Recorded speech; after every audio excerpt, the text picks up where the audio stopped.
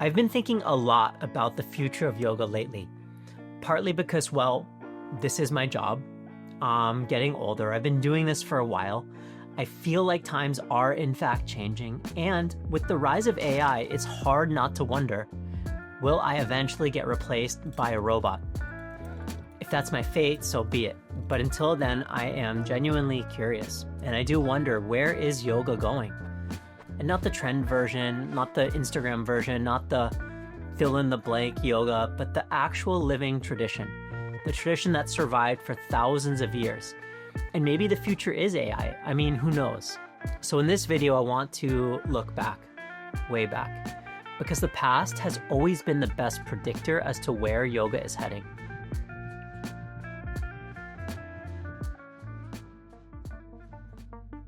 Okay, and here's why this matters for you.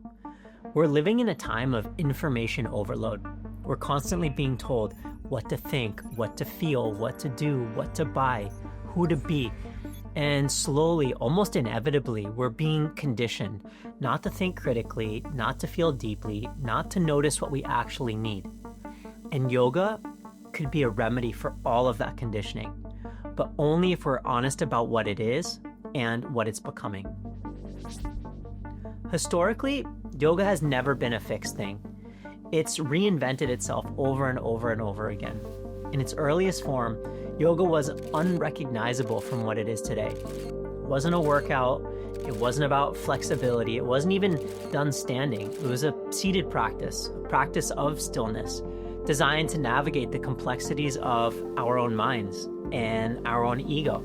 And that actually makes a lot of sense when you think about it. Life back then was more primitive, more physically demanding. People didn't need hours of movement every day. They were already using their bodies. They needed something else, a way to understand hardship, to find meaning, to have clarity. And yoga evolved to meet that need. And this is more or less how yoga existed for thousands of years. But as times changed, yoga evolved. And instead of focusing only on the struggles in life, a new wave of yoga, you could say, instead began to celebrate life. It was a shift from the austere disciplines of what you would call classical yoga to the more life-affirming embodied teachings of the tantric traditions. And society was changing too. Life wasn't as physically demanding anymore, I'd imagine at least. People had more comforts, more structure, more predictability. So yoga shifted. Movement became a focal point, as well as breathing. Asana slowly transformed from a kind of marginal practice into something more expressive, more creative, and more physical. And before long, yoga became something you did with your body, not just something that you contemplated with your mind. Then came a teacher by the name of Tirumalai Krishnamacharya, a scholar steeped in both the classical and the tantric traditions. Two traditions that, up until that point, often felt like they were speaking kind of different languages. And what he did is he fused them together, and in doing so, he gave rise to what we now think of as modern yoga. And his approach reflected the world he was living in. Globalization, capitalism, and the accelerating pace of life, the rise of comfort and stress. And people were no longer exhausted from the physicality of life, but they were instead exhausted from overthinking, from striving, from comparing, from being pulled in 1,000 different directions. So the practice shifted again. Compared to everything that came before it, this new form of yoga focused intensely on the body and the breath. Not because meditation wasn't important, it was, but because people were becoming less attentive, more restless, more distracted. So the gateway was within the body. In Krishnamacharya, he understood that. He met people where they were, and in doing so, he changed the trajectory of yoga. From Krishnamacharya and his students, yoga continued to shift and adapt. It took the shape of the audience it was catering to. And the next thing you know, yoga had made its way to the West. Okay, so here's where I want to share what I've observed, what I've noticed in the last 20 plus years I've been practicing and teaching yoga. When I started yoga, it still felt, I don't know, you could say traditional, not rigid or dogmatic, just rooted in a tradition. Teachers were experimenting with new postures and new ways of moving, sure, but there was still this underlying reverence for the lineage, the sense that what we were participating in was something sacred, something special, something passed down. And this was still before yoga hit its peak of popularity. Then things started to change. Yoga gained traction. Studios started filling up, and many of the key teachers, the ones who carried decades of depth and study, began stepping away or just teaching less. And in that gap, yoga shifted. It drifted away from tradition and took on a very Western, very fitness-forward lens. Classes got harder, classes got hotter, music got louder, and somewhere along the way, yoga started to look a little more like a workout and a little less like a sacred practice. Studios then began making real money off teacher trainings, so suddenly everyone was becoming a yoga teacher. And because there were too many teachers and not enough classes, studios could get away with paying teachers less and less. So when the career teachers, the ones who had lived and studied this practice for years, began walking away, those gaps were filled with younger, newer teachers. And that is when the texture of yoga changed again. And this is where we find ourselves now, at a really important pivot point in the story of yoga. Because the truth is, I don't think the classes can get any harder, and they certainly can't get any hotter. We've maxed out the intensity dial, and when a system hits its limit, it doesn't collapse, it transforms again. I think the future of yoga is going to slow down again. Not a rewind, but a progression. I see yoga becoming more integrative, not a workout, not purely meditation, but something in between.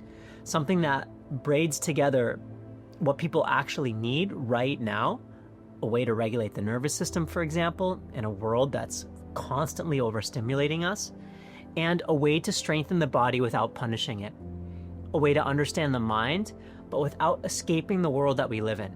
I see yoga becoming something people do to feel a little bit more human again, to balance out the brain drain of everything else, not to perform and not to get six-pack abs, not to just sweat, not to do a handstand, but to create calm, to find balance, because that's what people need more than anything else right now. Yoga, once again, adapting to the times. And I think that's where the future of yoga is going. I think that's what we're walking into. So if yoga is evolving again, if we're stepping into a new era of practice, what does that actually look like? Here's what I've seen emerging, not just in my students, but across the entire landscape of yoga.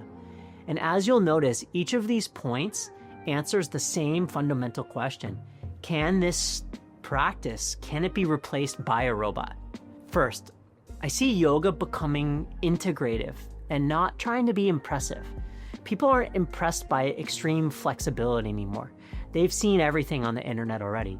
They're not chasing advanced postures or collecting poses like they're some kind of achievement.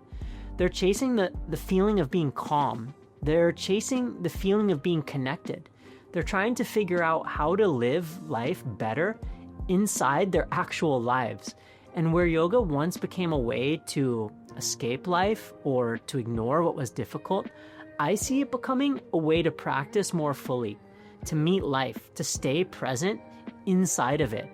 And that ability to integrate practice with lived experience is not something that a robot can do or mimic. Second, I see that yoga is becoming more of a nervous system first approach. We're living in the most overstimulated era in human history. Notifications, noise, distractions, a constant pressure to perform or to optimize our life. So the future of yoga has to start with the nervous system, not because it's trendy, but because people need it. People need to slow down. They need to move intentionally. They need breath practices that help to recalibrate, moments that help us find center in the midst of all of the chaos. A robot, it can guide breathing, it can pace an inhale and an exhale, but it can't feel the collective tension in a room. It can't sense when something needs to soften. It can't recognize when regulation matters more than technique. Third, I see yoga becoming more personalized. And here's the irony. Technology, including AI, might actually push yoga back towards personalization because teachers, Human teachers who can see their students, understand their bodies and their life, offer intelligent adaptations. They can help them prevent injuries and respond to what's actually happening in front of them in real time. And those teachers, they become invaluable. Robots can mimic sun salutations, apps can count breath, but only humans can read a room. Only humans know when to push, when to explain, but also when to back off. Only humans can speak to the emotional and even the existential layers of practice, the parts that show up only through presence. The future of yoga is personalized. I see it as being much more responsive and unmistakably human. Fourth, I see yoga becoming a bridge, not a performance. People don't want to perform yoga anymore. They want to use it. They want to feel grounded, to make better decisions, to show up more fully in their relationships, to connect with themselves after perhaps years or decades of feeling scattered. Yoga becomes a bridge between the inner life and the outer world, between attention and action, between who we are on the inside and how we live in the real world. Not a bridge between us and some artificial one. So let me ask you this. What do you think the future of yoga is? What's your version? What kind of practices do you need right now? Because your answer might actually be pointing to where yoga is headed next. So drop it in the comments. I'm genuinely curious. And if this kind of conversation speaks to you, if you're someone who seeks out or craves depth and a practice that actually supports your life and feels maybe a little bit more sustainable, you might want to check out my on-demand library and the work I do around sustainable yoga. Yoga that I believe is the future of the practice. I'm going to leave a link here for a free month of Yoga on Demand, so you can check that out below in the description. Yoga has always evolved from a seated practice in the early centuries to the tantric embodiment, to Krishnamacharya's fusion of breath and movement, to the fitness boom of the last couple decades. And now here we are again on the edge of another transformation. The question isn't, will yoga survive? It's, how will yoga transform next? And if history tells us anything, the practice will keep evolving as long as we keep evolving. So thank you so much for being here, for evolving with me, and I look forward to seeing you in the next video.